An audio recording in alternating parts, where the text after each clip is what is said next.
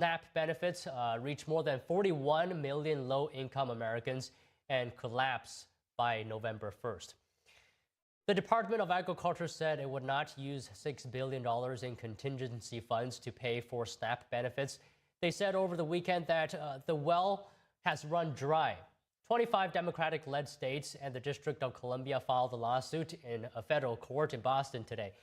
They want a judge to force the USDA to use available contingency funds for SNAP benefits in November. The states argue that the suspension of benefits violated the law and regulations governing the program. They also argue that the federal government has the money to continue funding SNAP benefits, but are choosing not to. Expect air travel disruptions. The FAA is reporting air traffic controller staffing shortages. This comes as controllers missed their first full paycheck today since the start of the shutdown. Oftentimes, I'm asked, is the airspace safe? Is it safe to fly? And I would tell you that, yes, it's as safe today as it was 2 months ago. It's safe because we have great men and women who run our facilities that if they don't have the right staffing levels or if there's distractions in towers, they will slow down the landings and departures in different airports across the country. And what that means for the American people is that means more delays or that means more cancellations. Transportation Secretary Sean Duffy said 44% of the delays on Sunday and 24% yesterday were because of staffing shortages. He said many controllers are struggling to make ends meet, and they urged the government to reopen. Atlanta and Newark international airports were both short-staffed. With air traffic controllers this morning, not every staffing shortage results in a delay, as controllers can reroute flights. But sometimes there is no choice but to slow planes down to maintain safety.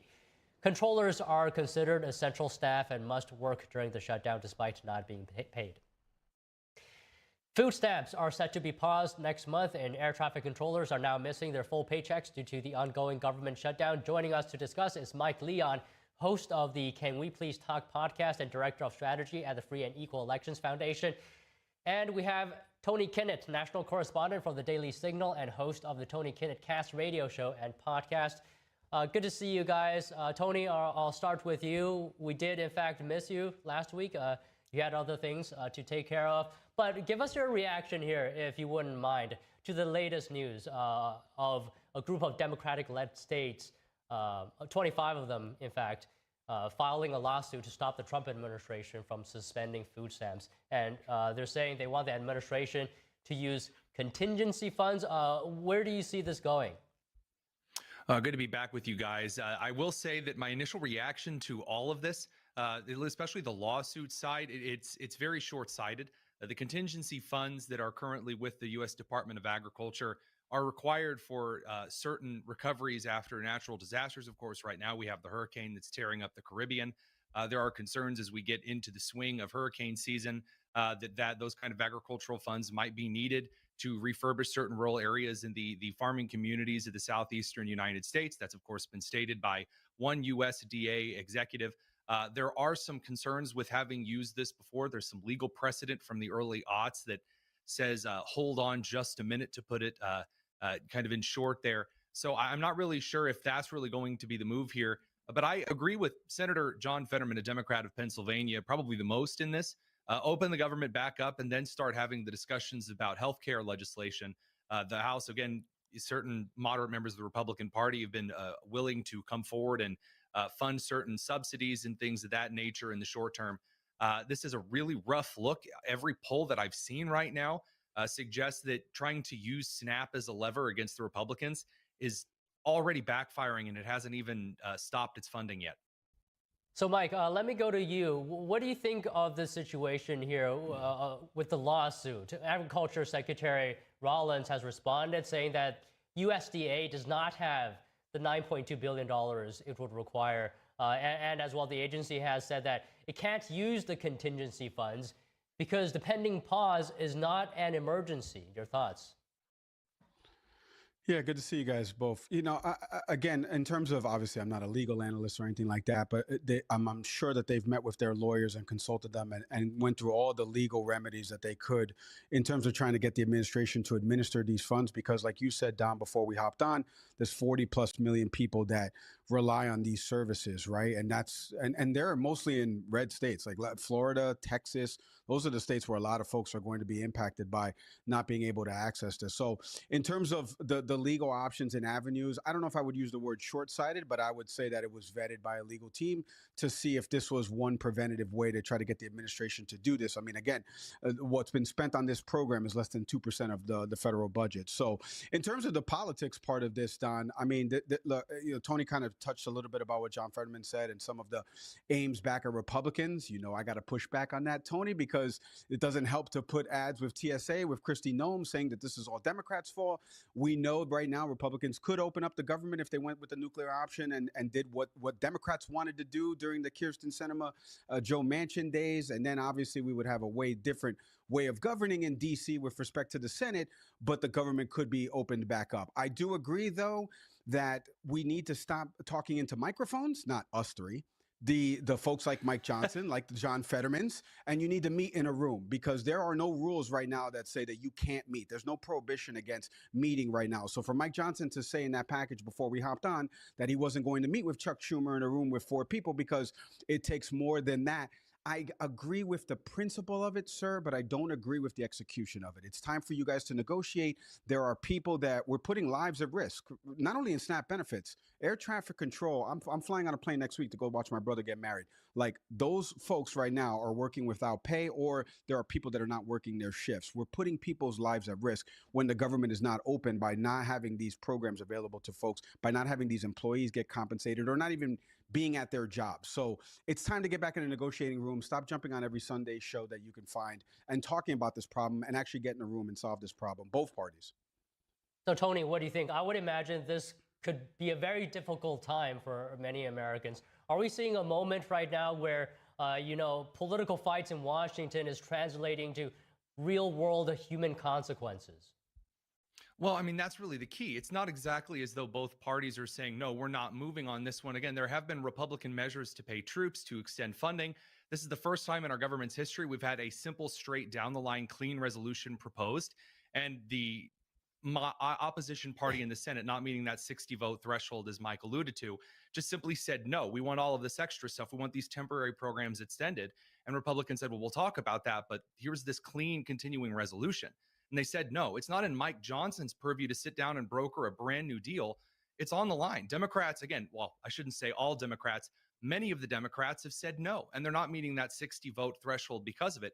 Cortez Masto, of course, Angus King, who caucuses with the Democrats. You've even seen the 2 Georgia senators on a different bill have started to flake away from Schumer's majority of Democrats here. I don't really see a situation in which Republicans can somehow produce a brand new thing that isn't just giving the minority crew what it is that they want here in making these what they promised would be temporary measures 2 years ago during COVID. All of a sudden, those have to be permanent kind of solutions. I don't see any way they can feasibly do that. Even a lot of purple state Republicans would say that their people in their states didn't vote for them to make concessions and end up putting a greater burden on their people outside of just SNAP benefits. Now, I will push back on the Mike suggested of nuking the filibuster here. I'm all for a conversation about the filibuster, but to quote Mitch McConnell in 2013, you might regret that and a lot sooner than you think. When you start nuking norms, I mean, usually that ends up biting the party who plays those games in the butt. Okay, so Mike, you said earlier that you might be flying soon, and as you know, Transportation Secretary Sean Duffy said today is the first day air traffic controllers are not getting paid, and he shared a story of a mother who couldn't pay for her 10-year-old daughter's participation in a traveling volleyball team due to the shutdown. So Mike, what is going through your mind as you hear these real human impacts of the government shutdown? Yeah, I mean, Don, I am flying. I have to go to my brother's wedding. I can't not miss it. But this is the real life consequence of what happens in DC, and it's a part of the reason why, if you look at any poll from Gallup or any other service in terms of mistrust of government and why people don't trust politicians in general, this will come back to roost. This is why when you look at voting, just the 90 million folks that didn't participate in the 2024 elections, if you poll those folks now and ask them, hey, this government shutdown, would you have voted for this, X, Y, or Z? They would have been like, oh, I didn't even know that this was affiliated or affected by that. So it has real life consequences. Not only the air traffic controllers not getting paid, Don. You know, we just had Libby Jamieson. She formerly worked in the Biden administration, and she does something now with military families on our program, talking about the real consequences of military families not getting paid right now. We saw some recent stories of military families lining up at these food banks out there in Maryland, in Upper Maryland. So this is part of the consequence of not getting paid, missing that October 24th paycheck that went out. And so you're going to hear more of these stories. You're going to see it used as a political football by both parties. The Sean Duffy example, notwithstanding, because that's not probably the strongest example, but there are going to be other people right now that are going to go food insecure, that are going to have, whether it be travel disrupted or rely on programs that are a part of their everyday life, Don, right? And it may not mean much to people that make over a certain amount of money, and it may not mean much to people that, you know, already have healthcare benefits through their W-2 job, but there are other people that rely on these services, that FDR and LBJ Advanced and all these things that have been done over the last, 67 years. They've relied on these things, and now they're not going to have those things due to this government shutdown. It impacts a lot of people. It's not just getting rid of federal workers and bloated bureaucracy. Everybody is all for getting rid of waste, fraud, and abuse. It's about these real life programs that people not take advantage of, but rely on because of their situations that are really being impacted by this.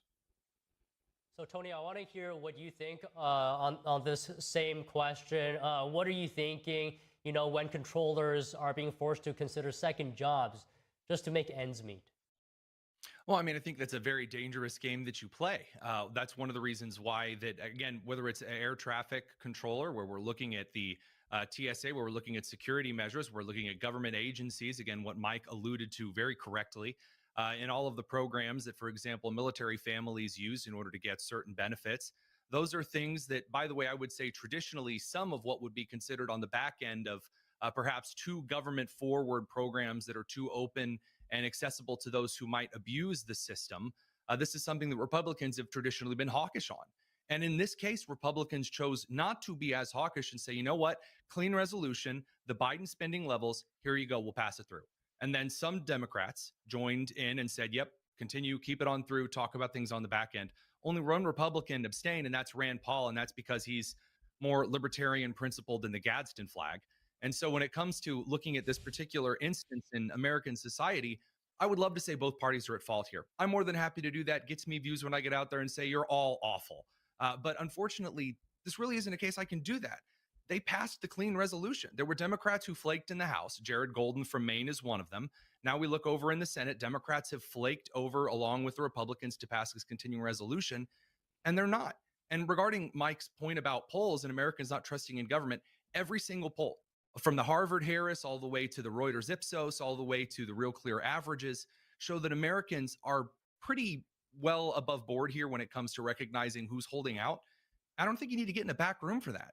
If there's a car sitting on the train tracks, God forbid, and the train's coming, and the train in this case is people losing particular benefits, and the Democrats are sitting there saying, I'm not stepping on the gas until we get what we want, and the train's getting closer, Republicans say, okay, we can talk about this. Put your foot on the gas. We're on the tracks. Democrats refuse to say so. That's not a both parties issue. Republicans have already compromised on this. So I don't know if normally, Mike, you and I can agree on the both sides are being ridiculous here.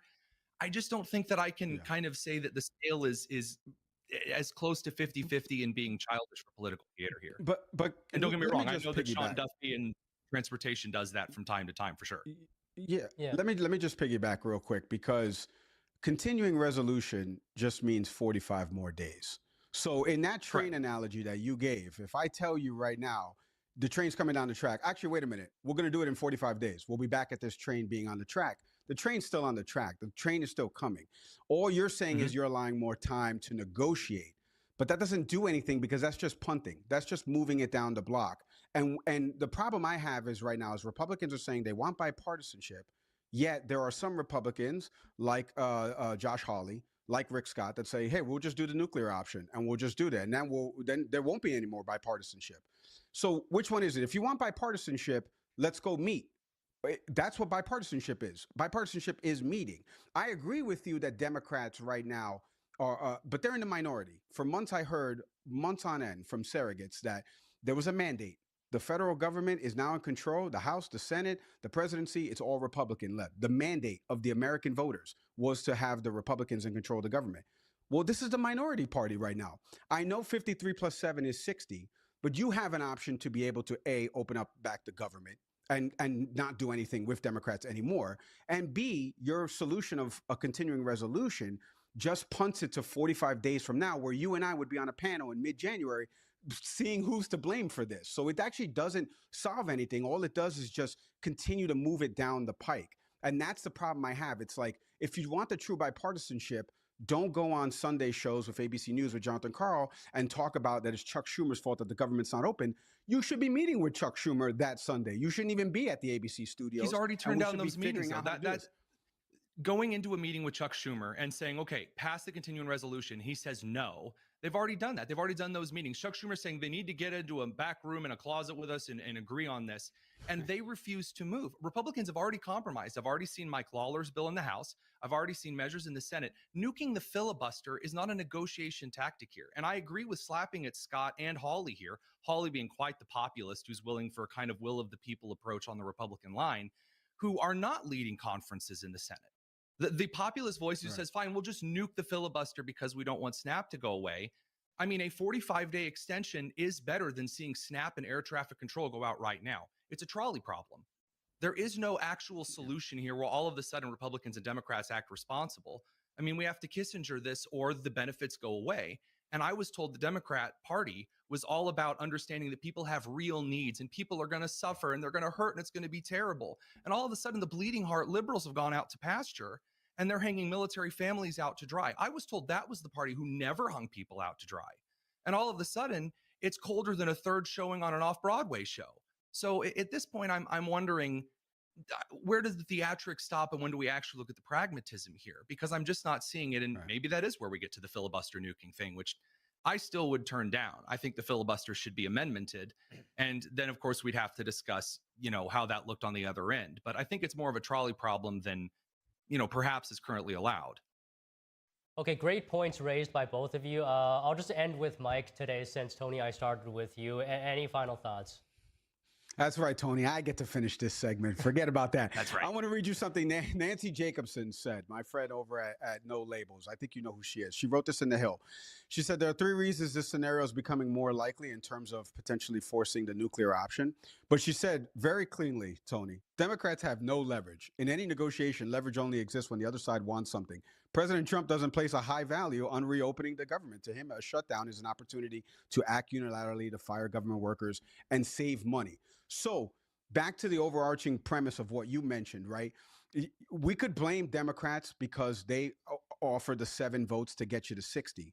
But President Trump has shown no propensity to open it back up because it falls in line with what he wants to do in terms of the bloated bureaucracy of all of these agencies and getting rid of federal government workers. And the problem is not the back and forth of you and I going through the numbers and all that. The problem is there are real life human beings right now that are relying on these government benefits, that work these government jobs. They're not getting paid. The people that take advantage of these services, and I mean advantage not in a negative connotation, I mean it in a positive way, they are not going to get those services. And this is going to continue to happen, whether it be 45 days from now or whether it be right now. And that is the problem that you and I think both are on the same page, that both parties need to come to this resolution. Well, all right. I think we can leave the conversation here today. I'm sure more can be said, but we'll continue if the government is still shut down next week on this topic. Thank you very much for today, both of you. Thanks, guys. Thank you, guys.